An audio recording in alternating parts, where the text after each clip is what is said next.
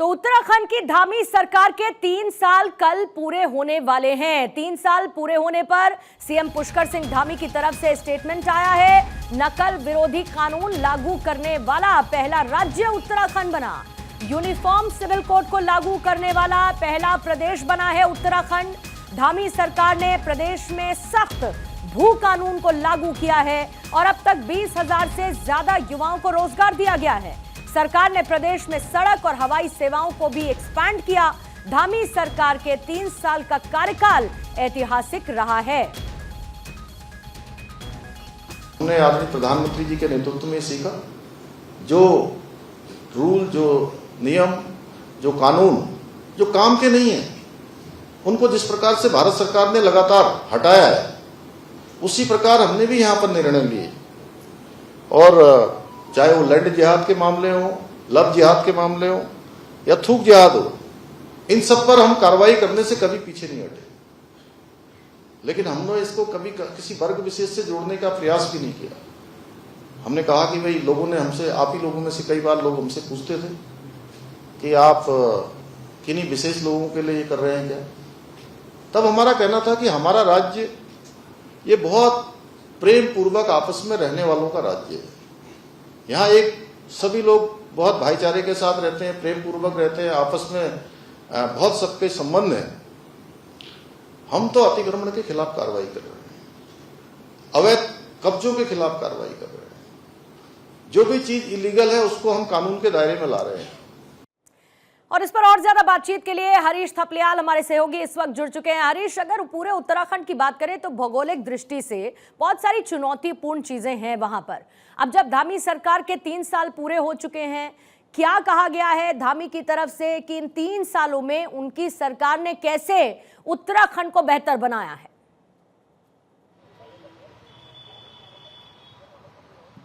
पूर्णिमा, देखिए, मुख्यमंत्री पुष्कर सिंह धामी के 3 साल कल पूरे होने जा रहे हैं और एक थीम के साथ सरकार 4वें साल में प्रवेश कर रही है कि 3 साल बेमिसाल।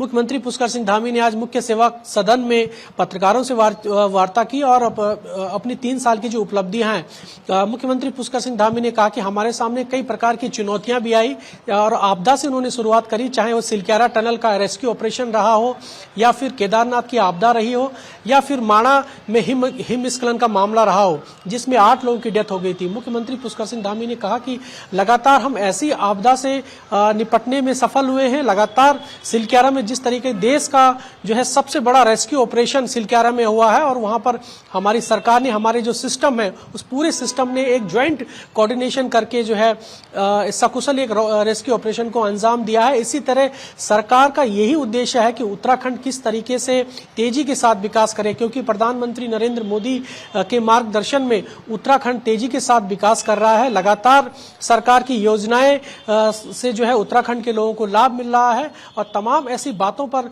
मुख्यमंत्री पुष्कर सिंह धामी ने फोकस किया कि जिस तरह, चाहे जो पिछली सरकारों में हमने देखा कि कई सारी ऐसी परियोजनाएं थी जो राज्य हित में थी, उनका निर्माण नहीं हो पा रहा था, चाहे जमरानी बांध की बात हो या फिर अन्य कोई परियोजनाएं, सभी परियोजनाओं को लेकर के जो है अभी निर्माण कार्य चल रहा है। इसके अलावा मुख्यमंत्री पुष्कर सिंह धामी ने कहा कि पिछली सरकारों में हमने देखा कि एक बेरोजगार जो नौकरी के सपने देखता था, लगातार उसके सपनों पर पानी फेर लिया जाता था। नकल माफिया पूरे प्रदेश भर में इतने हावी थे, लेकिन हमने नौजवानों की सपनों को पंख लगाए और हमने एक नकल विरोधी कानून जो राज्य में लाया, पूरे देश में ये मिसाल बनकर आया है और आज हमने 20,000 से ज्यादा युवाओं को नौकरी दी है। इसके साथ साथ अब जो उत्तराखंड के युवा हैं वो कह सकते हैं कि बड़े उत्साह के साथ जो है बड़ी बातें हरीश, रोजगार का जो है जहां सृजन पर कर रहे हैं। इसी यूनिफॉर्म तरह सिविल कोड का जरूर जिक्र किया गया पुष्कर धामी की तरफ से, और सबसे बड़ी बात यह है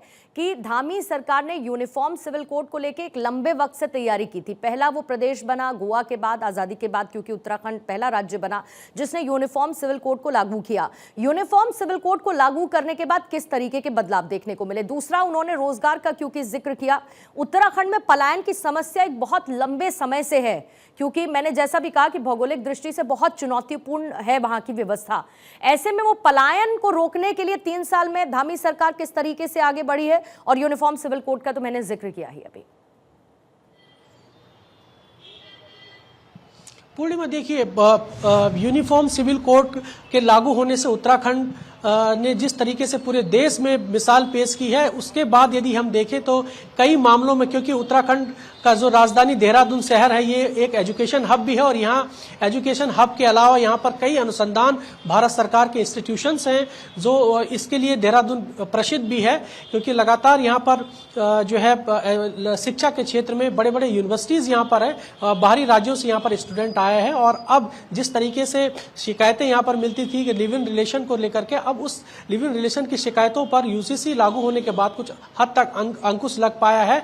इसके अलावा जो आपने कहा कि पलायन को लेकर के धामी सरकार का ये प्रयास रहा कि देश विदेश में जो अलग अलग क्षेत्रों में अपना काम कर रहे हैं, अपना नाम कमा रहे हैं, उन लोगों को लिए धामी सरकार ने एक प्रवासी सम्मेलन का आयोजन किया था। और उस प्रवासी सम्मेलन में सभी लोगों ने ये कह सकते हैं कि ये पढ़ लिया था कि हम साल में एक बार अपने गांव जरूर आएंगे, हम अपनी मिट्टी से मिलेंगे और मिट्टी से जुड़े रहेंगे, ताकि जो रिवर्स पलायन का जो कॉन्सेप्ट है, और इस प्रवासी सम्मेलन से का असर ये हुआ कि जो देश विदेशों में उत्तराखंड के लोग रहते हैं, उन लोगों ने रिवर्स पलायन करके अपने घर गांव में वो अपनों से जुड़े। और यहाँ तक कि अपना जिन लोगों के 30 सालों से जो बाहरी राज्यों में रहते थे या फिर कोई विदेशों में रहते थे, उन लोगों ने अपना घर यहाँ पर बनाना शुरू कर दिया है। और इसके अलावा जो सबसे महत्वपूर्ण बात है, सरकार का जो लाभ मिला है, धामी की तरफ से ऐसे फैसले लिए गए कि निवेश जो है, इन्वेस्टमेंट वो राज्य में आए।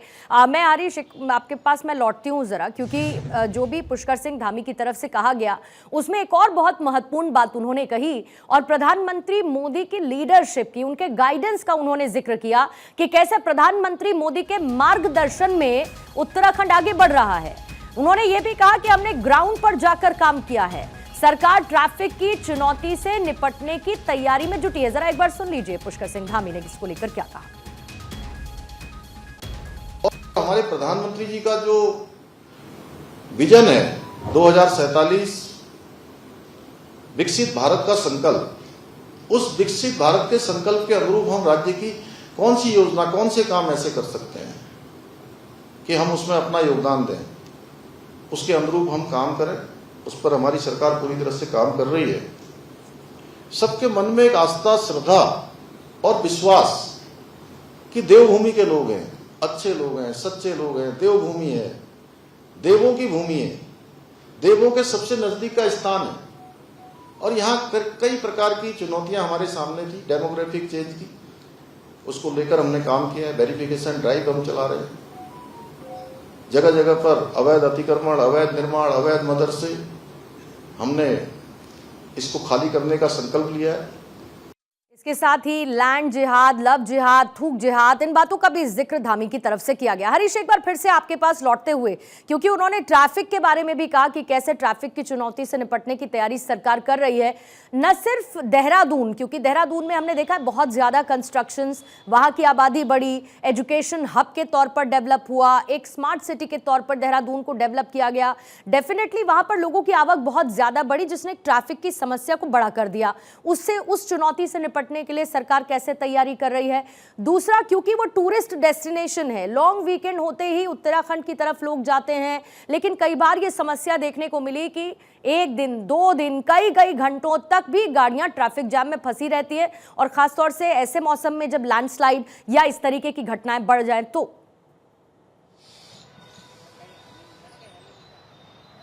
पूर्णिमा देखिए, मुख्यमंत्री पुष्कर सिंह धामी ने साफ तौर पर ट्रैफिक को लेकर के चिंता जाहिर की और उन्होंने बताया कि राजधानी देहरादून में जो ट्रैफिक की समस्या बढ़ रही है, इस ट्रैफिक की समस्या में हमारा पूरा सिस्टम जुटा हुआ है, और यदि कोई देहरादून में एंट्री करता है तो सबसे पहले उसका सामना ट्रैफिक से होता है। इसलिए हमारी सरकार ये कोशिश कर रही है कि जो ISBT से पहले आशा रोड़ी का जो इलाका है, जहां पर एक्सप्रेस हाईवे का निर्माण चल रहा है, अंतिम रूप एक्सप्रेस हाईवे का है, और यहां से रूट डाइवर्ट करके जो है बीचों बीच, ताकि जो आवागमन है वो देहरादून शहर में ना आए। इसके बाद या तो कह सकते हैं कि एक मसूरी के लिए प्रस्तावित एक योजना है, और एलिवेटेड फ्लाईओवर और इसके बाद सीधे भानीवाला का इलाका है जो ऋषिकेश से पहले आता है, तो वहां पर दो एलिवेटेड फ्लाईओवर का निर्माण होने जा रहा है। इससे ट्रैफिक को लेकर के जो है बेहद सहूलियत देहरादून को मिलेगी। इसके अलावा उन्होंने चारधाम यात्रा का भी जिक्र किया है। उन्होंने कहा कि पिछले साल जो चारधाम यात्रा में रिकॉर्ड तोड़ श्रद्धालु यहाँ पहुंचे थे, उस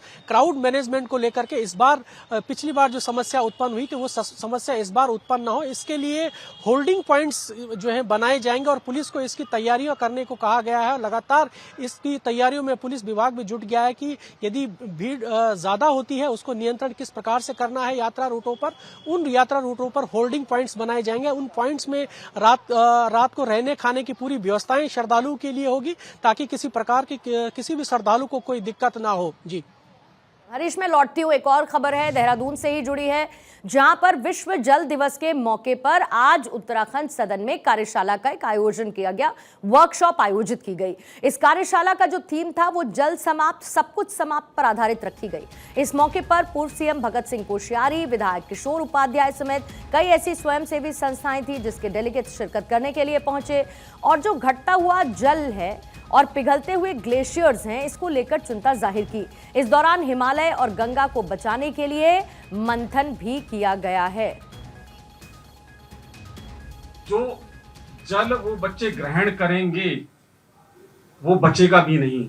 जैसा किशोर जी ने अभी बताया कि 2050 में ये कहा जा रहा है कि गंगा का जल नहीं बचेगा। जो ग्लेशियर्स पिघल रहे हैं हिमालय से, उसमें जो अनुमान है कि उसमें 0.6% का औसतन टेम्परेचर वृद्धि हो रही है और उस वृद्धि के कारण जो 2500 हमारी टोटल उसके ताल बने हुए हैं जिसमें पानी जाता है, उसमें से 200 ताल ऐसे हैं जो डेंजरसली फ्लो कर रहे हैं वहां पे। हरीश, ये जो विश्व जल दिवस पर वर्कशॉप का आयोजन किया गया, इसमें किस तरीके की रूपरेखा तैयार की गई है? क्योंकि हम सब देखते हैं कि कैसे ग्लोबल वार्मिंग है, किस तरीके से पूरे देश भर में, दुनिया भर में हम बदलाव देख रहे हैं, ग्लेशियर्स के पिघलने का सिलसिला या फिर बर्फबारी, और जो मौसम का एक पैटर्न हम पहले देखते थे वो अब बहुत ज़्यादा बदल चुका है। और ख़ुद क्योंकि आप तो देहरादून में ही हैं, देहरादून में तो इतनी गर्मी इतनी ज़्यादा पड़ने लगी है कि हम ये कह ही नहीं सकते कि वो पहाड़ी इलाका है। तो इस पर क्या गाइडलाइंस, किस तरीके का खाका खींचा गया कि आने वाली चुनौतियों को या तो कम किया जाए या फिर इनसे निपटा जाए? पुणे में देखिए, जो पर्यावरण से जुड़े विद्वान हैं, जो पर्यावरण से जुड़े पर्यावरणविद हैं, पर्यावरण प्रेमी हैं, उन सबका इसी बात को लेकर के फोकस है कि उत्तराखंड जो है पेयजल आपूर्ति करने वाला राज्य है, पूरे उत्तर भारत को पेयजल आपूर्ति करने वाला उत्तराखंड राज्य है। और वैज्ञानिकों ने इस बात की चिंता की है कि 2050 तक जो गंगा नदी है उसका जल स्तर कम हो जाएगा, क्योंकि लगातार जो तापक्रम है वो बढ़ रहा है। ऐसे में जो यहाँ के नेचुरल रिसोर्सेज है उनको ध्यान रिचार्ज करने की आवश्यकता है, क्योंकि राजधानी देहरादून में पूरा शहर कंक्रीट के जंगल में तब्दील हो गया है। यहाँ पर जो देहरादून की आबादी है वो सोंग नदी पर ही निर्भर है और लगातार वैज्ञानिक इस बात की चिंता कर रहे हैं कि सोंग नदी का पानी मात्र 30% रह गया है। ऐसे में ये राजधानी देहरादून की आबादी तेजी के साथ बढ़ रही है और यदि जल संरक्षण नहीं किया जाएगा, इस ओर ध्यान नहीं दिया जाएगा, तो आने वाले समय में देहरादून का जो अस्तित्व है वो खतरे में हो जाएगा। तो ऐसे में सभी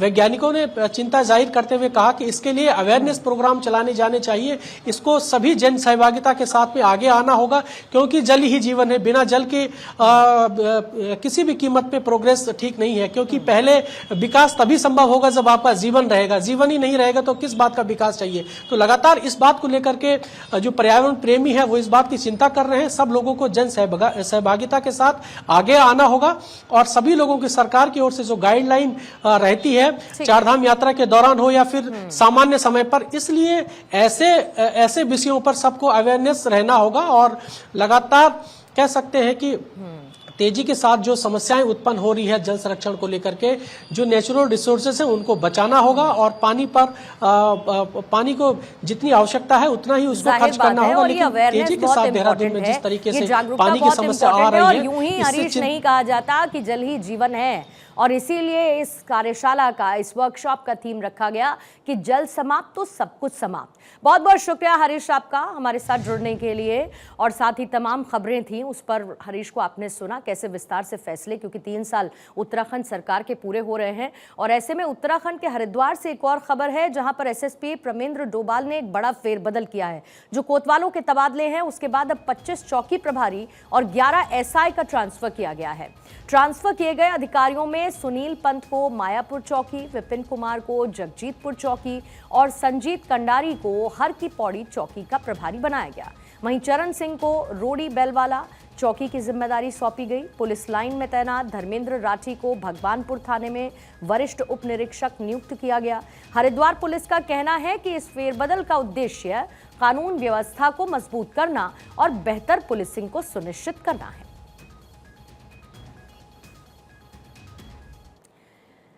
देहरादून में जहां पर भारतीय सेना की 14 डोगरा रेजिमेंट आज अपनी प्लैटिनम जुबली को सेलिब्रेट कर रही है। देहरादून कैंट में उत्तराखंड के राज्यपाल इस कार्यक्रम में शामिल होने के लिए पहुंचे। इस मौके पर राज्यपाल गुरमीत सिंह ने कहा कि आज डोगरा रेजिमेंट प्लैटिनम जुबली मना रही है। इस रेजिमेंट ने अपने देश की सेवा करते हुए 78 साल पूरे किए हैं। डोगरा रेजिमेंट का साहस पूरा देश देखता है। राष्ट्र सेवा, निर्माण में, सुरक्षा में डोगरा रेजिमेंट का अलग ही योगदान है। एक जवान देश की सुरक्षा में लगा हुआ है। जो इस यूनिट ने कमाल किया है वो आज मैंने क्वार्टर गार्ड के अंदर में इनकी हिस्ट्री को देखा और बहुत ही एक गर्व होता है कि इस यूनिट ने पूरे राष्ट्र की सेवा के लिए, नेशन फर्स्ट के लिए और वो जय हिंद और सक्सेस के लिए इतना कार्य किया है। इस यूनिट के 3 विक्टोरिया क्रॉस हैं, यूनिट के शौर्य चक्र, सेना मेडल और इनके ऑफिसर्स ने बहुत बड़े इनाम जीते हैं। आज के दिन हम सबके लिए जरूरी है कि हम एक बार फिर अपना संकल्प लें कि किस प्रकार से राष्ट्र की सेवा, राष्ट्र की निर्माण और किस प्रकार आने वाले समय के लिए हम अपने लक्ष्य को, मिशन को तैयार करें। और वहीं उत्तराखंड में 4 धाम यात्रा 30 अप्रैल से शुरू होगी, जिसमें मुख्य रूप से उत्तराखंड का परिवहन व्यवसाय आर्थिक रूप से जुड़ा हुआ है। ऐसे में यात्रा के दौरान दूसरे राज्यों से पहुंचने वाले वाहनों को लेकर परिवहन महासंघ विरोध कर रहा है। परिवहन महासंघ से जुड़े हुए लोगों का कहना है कि इससे वहां के लोगों का नुकसान होगा। अन्य प्रदेशों के जो वाहन है, अन्य प्रांतों के जो वाहन है, हरिद्वार और ऋषिकेश को केंद्र बनाकर यहाँ से यात्रा ढोने का काम कर रहे हैं, जिसका सबसे नुकसान जो हमारे उत्तराखंड में रजिस्टर्ड वाहन है उनको हो रहा है, चाहे वो टैक्सी हो, मैक्सी हो, जीप हो, कमांडर हो, बसें हो। तो उसके लिए हमने अभी तक अपने जो है एक ज्ञापन आरटीओ महोदय से मुख्यमंत्री जी को दिया है उनके द्वारा कि सबसे पहले इन पर अंकुश लगाया जाए।